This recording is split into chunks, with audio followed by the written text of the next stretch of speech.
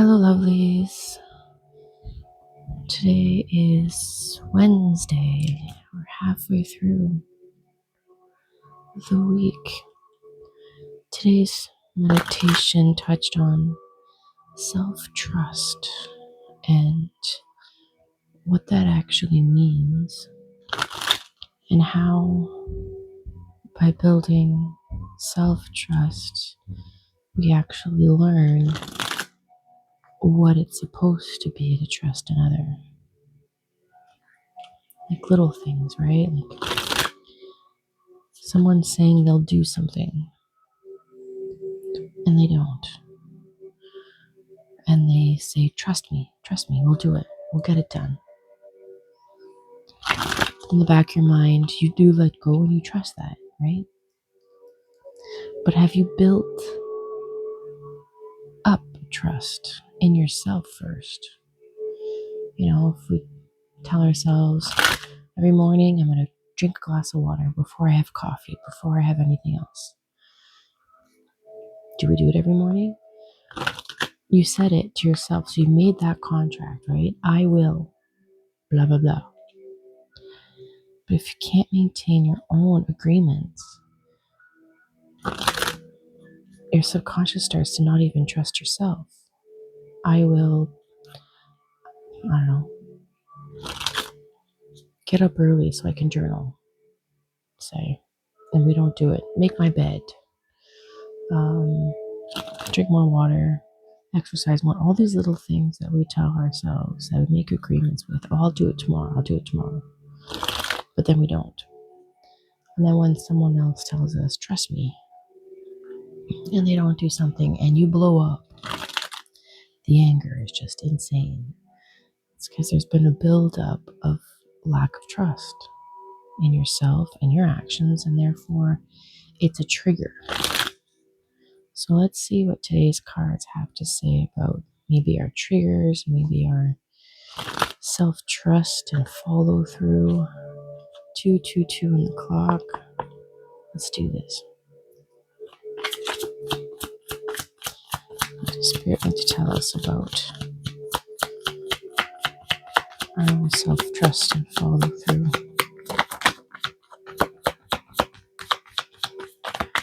This is the Revelations Tarot deck.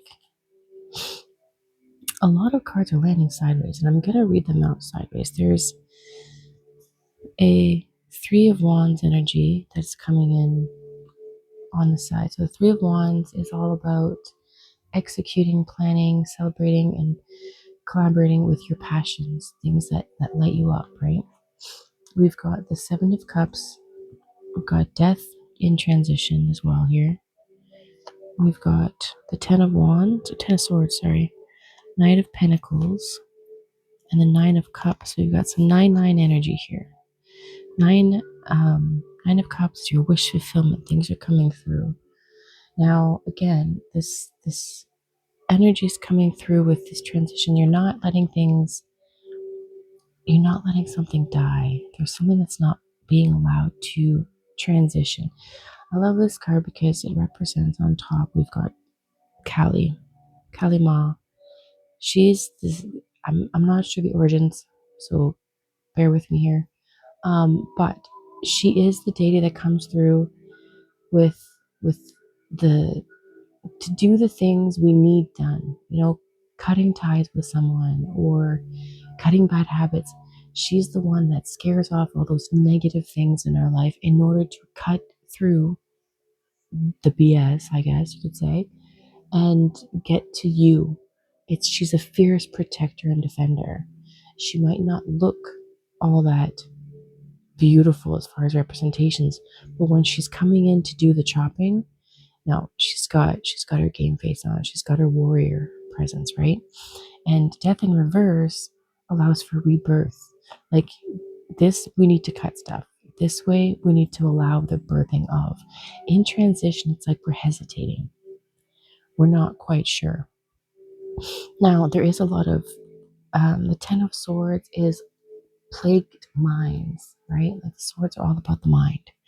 And so here, when it comes to the Ten of Swords, it's a matter of coming through and realizing that what is keeping you from moving forward to the Knight or the Page of Swords is your own thoughts. You are keeping yourself pinned with them. Thoughts are a double-edged sword, right? They can help or hinder depending on how we judge them, how we interpret them, and so on. So here, our Ten of Swords is reminding you that you're the one that has the power to pick the right cup. There's an emotional, I'm not, this, the Seven of Cups here, I love the way they represent it because in these cups, it's emotional things, right? But some of these things that we believe to be emotionally fulfilling are just smoke. They're things we were told we should want, things that we're trying to fit in a mask or whatnot. We're not necessarily grabbing and reaching for the right things. And that's because our thoughts are keeping us on the double-edged sword part, on the painful part, on the negative side and negative. Instead of taking these thoughts as signals on how to proceed, we're letting them pin us down. And here, the Three of Wands in transition is that it is in transition. We're stopped. Instead of planning to move ahead, or you know, we're not confused about how to move forward necessarily, but we're not clear on it either. And so there's this: where's this coming from? And this is a very very good sign of, or confirmation about this lack of trust. Like the Three of Wands is your passion. This speaks on your ability to follow through on the things that light you up. And if we're not able to trust ourselves, then we're not going to move forward. But as we build our trust, that flame starts to build up, and now we know how to do with it and how to move forward. Our Nine of Pentacles and our Nine of Cups comes in to confirm that our Knight, sorry, not nine. I messed that up.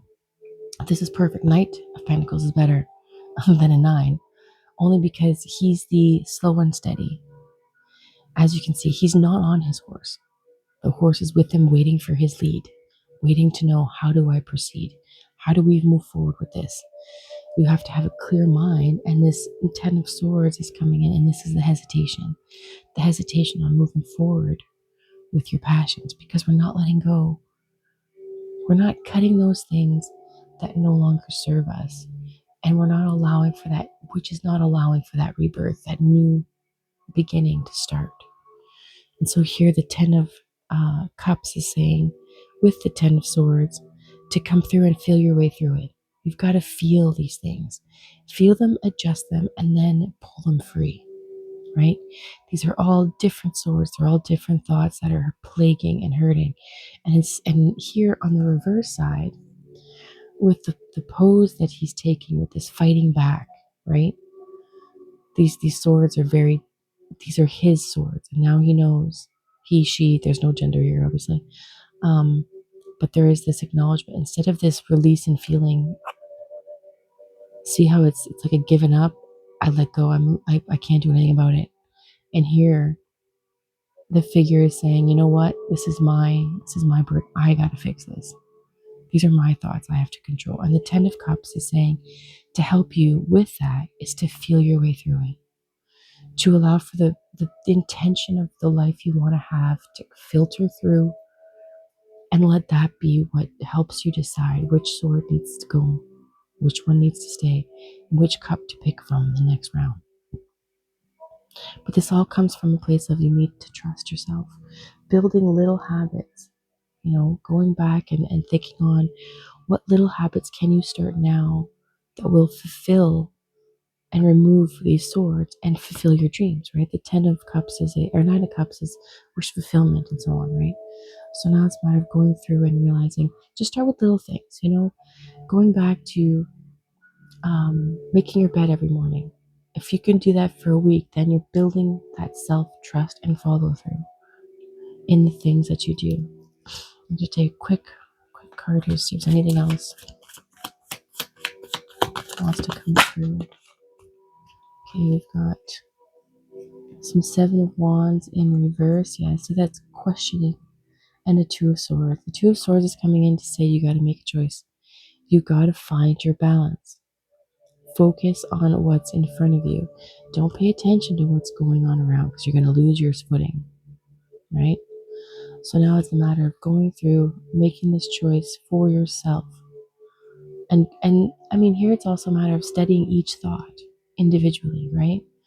And then here with this Seven of Wands in reverse, there's just a lot of questioning. There's uncertainty. There's not really knowing how to move forward. But this is how. Pick your swords out one at a time, assess, relieve what no longer serves, step into your slow but steady, allowing all of your wish fulfillment to come true.